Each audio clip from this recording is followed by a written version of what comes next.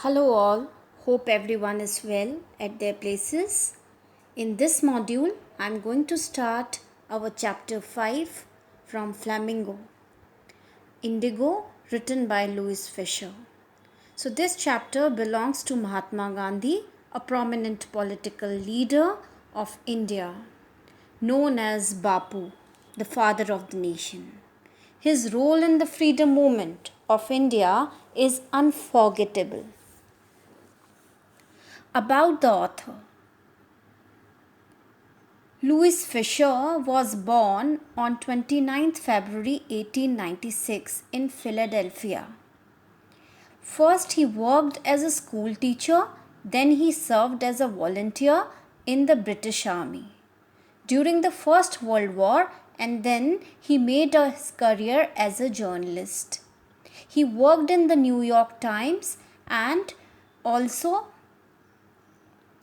he was a Jewish American who was greatly influenced by Gandhi's philosophies and his non-violence and spiritualism as political tools. He wrote highly acclaimed books on Gandhi and Lenin.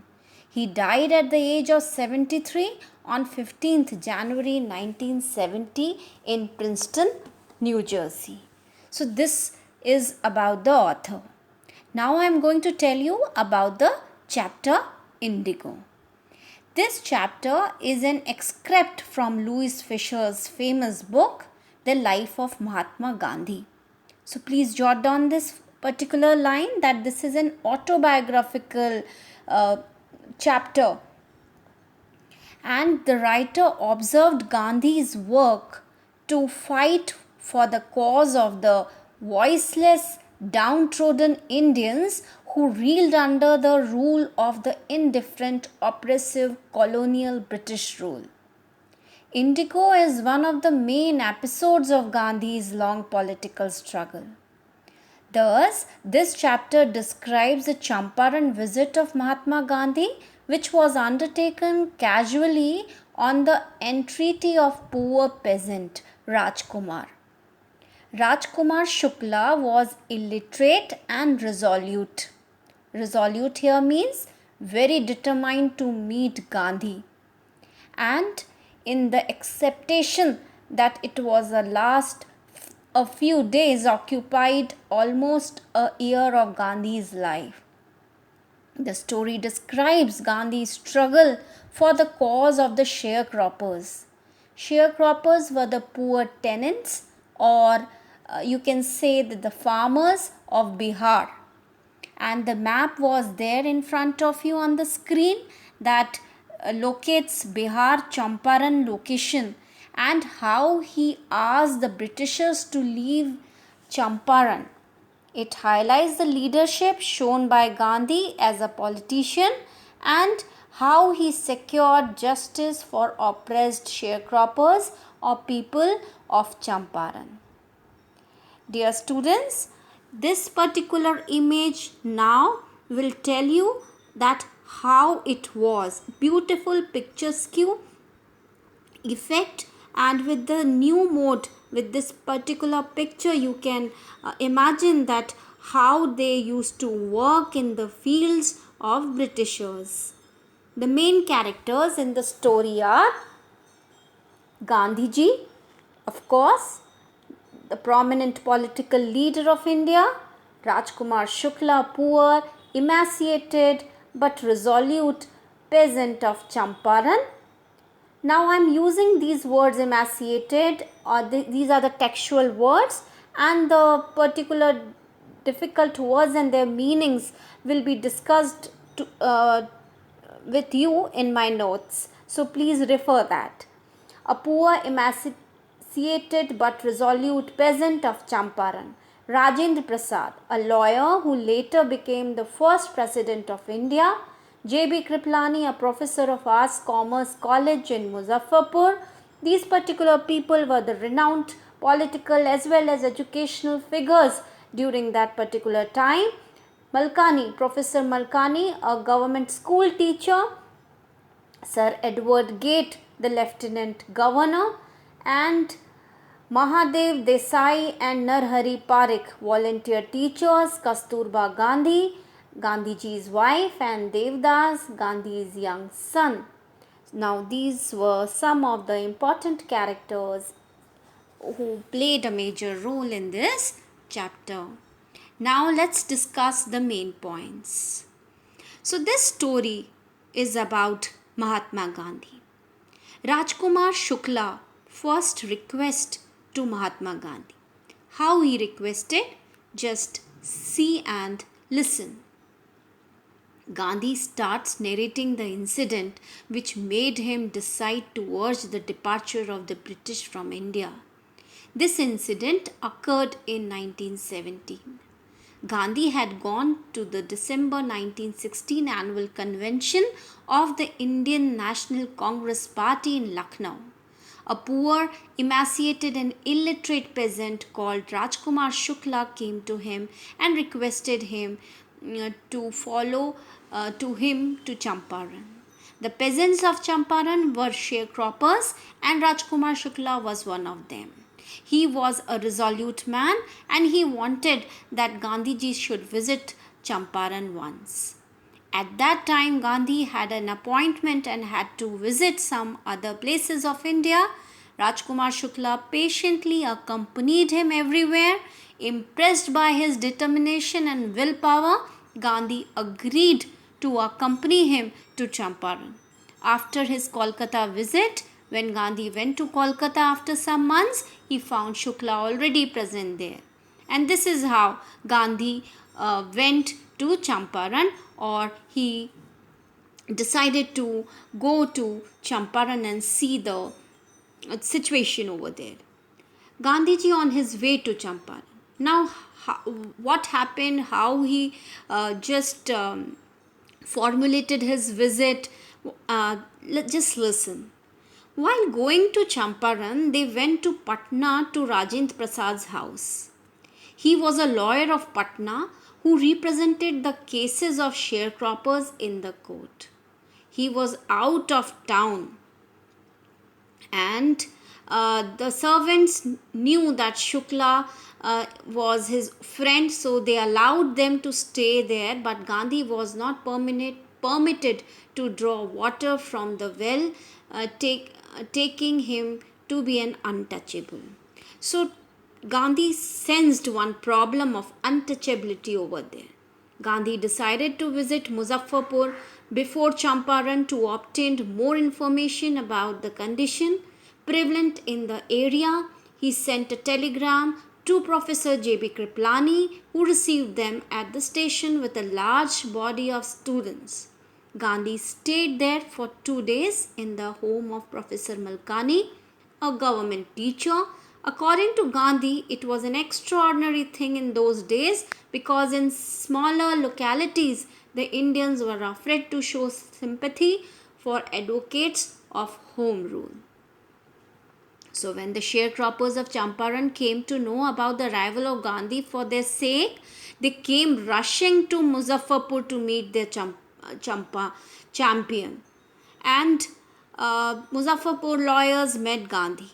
They told him about their cases and reported the size of their fees.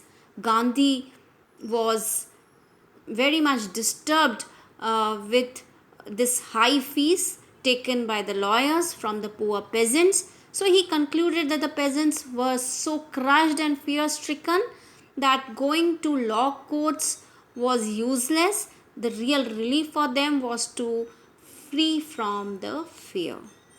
And this is how he fought for them. He decided to help them. The sharecropping arrangement. What do you mean by this word sharecropping and sharecropper? Most of the arable land in Champaran was divided into large estates owned by Englishmen and worked by Indian tenants or sharecroppers.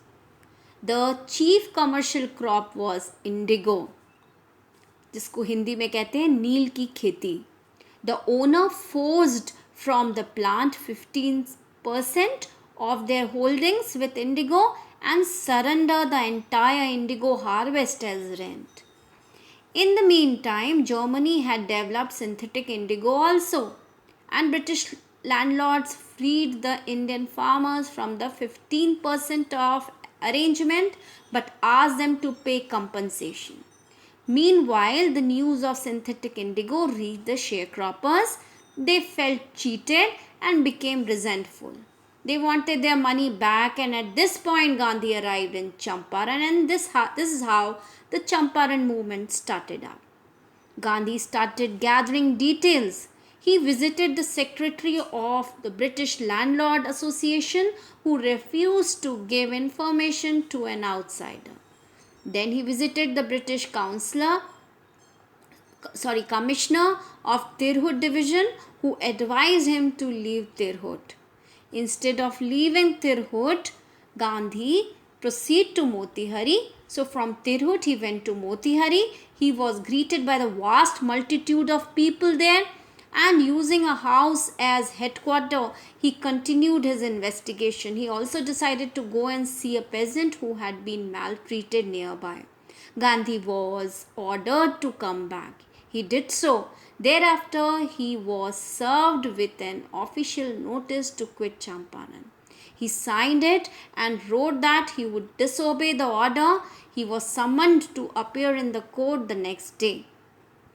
All night, Gandhi remained awake.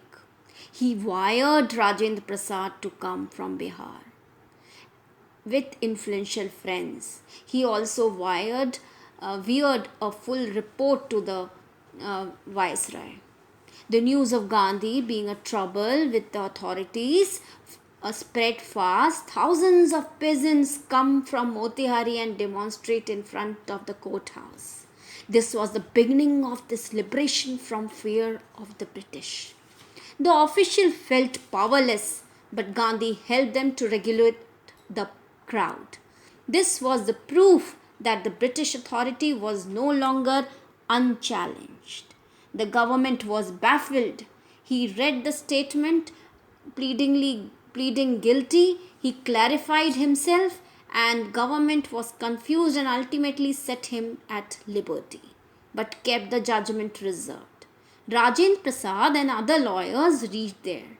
They held a discussion with Gandhi about what would they do if Gandhi sentenced prison. They consulted and told Gandhi that they were ready to follow him to jail. Gandhi exclaimed, "The battle of Champaran is partially won, is won." So he was so much into this matter that he was ready to go to jail also. The lieutenant government dropped the case against Gandhi. This was his first triumph of civil disobedience in modern India. Gandhi and his associates moved forward to conduct an inquiry into the complaints of farmers. The whole area was filled with the air of investigation and protest. The notes were made and documents were collected.